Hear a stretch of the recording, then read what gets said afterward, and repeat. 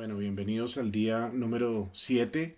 Estamos grabando desde adentro, un día poco lluvioso, pero bendito Dios por la lluvia, porque es bendición.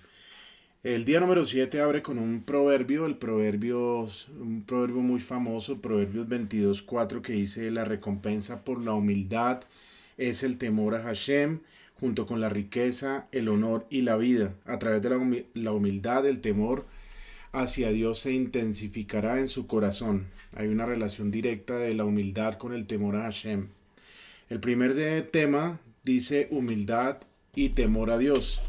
La humildad genuina es un sinónimo de temor a Dios. Ese temor es esencialmente no otra cosa que un sentido de rendirse ante Él, el Todopoderoso. El hombre arrogante alberga ilusiones de autosuficiencia y de poder independiente. Es una persona muy independiente. El verdadero hombre humilde, sin embargo, reconoce que Dios es el único y verdadero la fuente de fortaleza. El hombre humilde se rinde a esa autoindependencia, a ese yo independiente de Dios, y busca fusionar su voluntad con la del Creador. En Jovos Halevavos, Sha'ar Ahavas Hashem 2, capítulo 6, relata que un hombre piadoso fue una vez encontrado durmiendo en el desierto. Le preguntaron qué lo hizo mantenerse en calma y aguantar el pavor de los leones y las otras fieras salvajes. El hombre piadoso respondió: estoy completamente ante el Dios Todopoderoso, Creador del universo, en cuya presencia tengo pavor, miedo, de temer únicamente a Él. Es el temor a Dios el que nos ayuda a pasar pruebas muy grandes en nuestra vida, que a veces parecen increíbles y no las podemos a veces ni dimensionar ni creer. El Talmud Yerushalmi, Jerusalén, en Shabbos 1.3 demuestra la interrelación entre la humildad y el temor a Dios. El rabino Isaac Bar Eleazar enseña: la calidad la cual la sabiduría considera como gloria de su coronación, ejemplo, el logro más significativo, la humildad considera no ser más que el tacón de su zapato. Un ejemplo, un logro incidental. Es decir, para la sabiduría, la gloria y la coronación es el logro más significativo, pero para la humildad no es simplemente sino que el tacón de su zapato. Es un logro incidental. De la sabiduría dice: el principio de la sabiduría es el temor a Hashem. Salmos 111:10. No se puede empezar a comprender la sabiduría divina sin esforzarse activamente por temer al cielo. Pero en referencia a la humildad dice: la recompensa por la humildad es el temor a Hashem. Proverbios 22:4. A través de la humildad uno es lleno naturalmente con reverencia y temor al Todopoderoso. Es decir, que todo esto va llegando en la medida que nos vamos rindiendo solamente a Él, pensando solamente en Él. Todo el día es como se levanta uno y lo primero que uno piensa es en Él. Le da gracias, le dice: gracias por devolverme el alma al cuerpo, Modeani, le faneja, después Netilaya Daim, Shaharit, las oraciones respectivas, y todo el día se mantiene en esa constante de relación con Él, de humildad, al reconocer que Él es el único y verdadero Dios. Entonces va a haber un temor más grande hacia Él.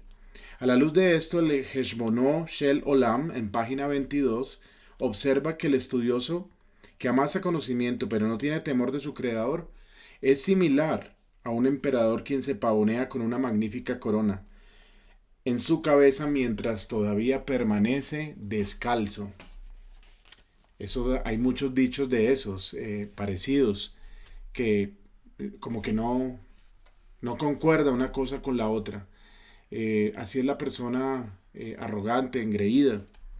El segundo punto se dice una conciencia concentrada en el Creador. Rambam, Maimónides, en Hilhos Yesodei HaTorah 2.2, muestra como una mayor conciencia de la presencia de Hashem llena a alguien con un sentimiento de humildad. Eh, al tener delante el Creador y darse cuenta a través de su creación, la presencia de Él, eso nos va llenando también de humildad. Ya vamos a ver, vamos a formularnos unas preguntas. ¿Cómo una persona adquiere amor y temor de Dios? Cuando esta persona contempla la obra de Dios, la obra de la creación, y analiza su espectacular y maravillosa obra. Él es testigo de la sabiduría de Dios, la cual no tiene medida ni límite. Cuando realmente nos ponemos a mirar todas las cosas de la creación. Inmediatamente Él es lleno con un amor y alabanzas para Dios y añora conocerlo, mucho más. Estos pensamientos llenan a la persona con un profundo sentido del temor. Él retrocede al darse cuenta que no es más que una frágil criatura, que está parada frente al Todopoderoso, la fuente de sabiduría perfecta. Así lo dijo el rey David: cuando contemplo tus cielos, obra de tus dedos, la luna y las estrellas, que allí fijaste, me pregunto, ¿qué es el hombre para que en él pienses? ¿Qué es el ser humano para que lo tomes en cuenta? Salmos 8, 4 y 5. Si verdaderamente analizamos la obra de nuestro Señor, miramos cada uno de los seres creados, los astros, lo que vemos acá en la tierra, las montañas, los valles, los mares, los animales, el ser humano, también empezamos a tener una relación y la humildad llega a nuestro corazón por el simple hecho de afirmar y reconocer lo frágil y lo pequeño que somos ante su creación. Al final es la conciencia aguda de la presencia de Dios que lleva a una persona a una verdadera humildad. Tercer punto, la humildad saca fuerza. El rabino Yehezkel Levenstein, Kovetz y Hos, en página 48 al 51, nos advierte que la humildad nunca debe ser confundida con la timidez. La persona tímida, quien indiscriminadamente es complaciente, actúa desde su debilidad en vez de su fortaleza. Como el hombre iracundo, uno que es servil, es más probable que esté inseguro. Es la misma, podemos hacer la misma analogía.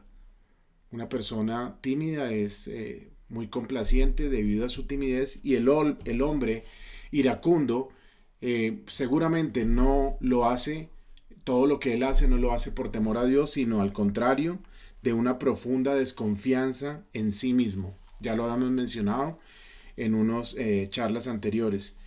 El genuino espíritu humilde, sin embargo, es uno exaltado. Su seguridad en sí mismo le permite entender que solo y sin Dios su existencia es insignificante. Solamente, reconociendo que Él es el creador, su seguridad está solamente en Él.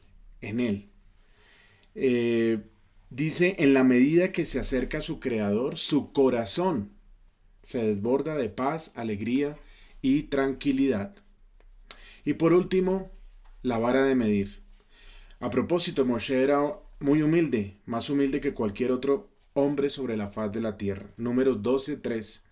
Es inconcebible que Moshe, el líder y redentor del pueblo de Israel, de todos los judíos, se sintiera insignificante. Él hizo milagros asombrosos que humillaron al imperio egipcio y estuvo parado en el monte Sinaí mientras los cielos se abrieron y el creador del universo se reveló ante él. Claramente, Moshe era consciente de su grandeza. El Telcher Rab Joseph Leib Bloch, explicó que uno puede volar a los pináculos del éxito y permanecer y seguir siendo humilde.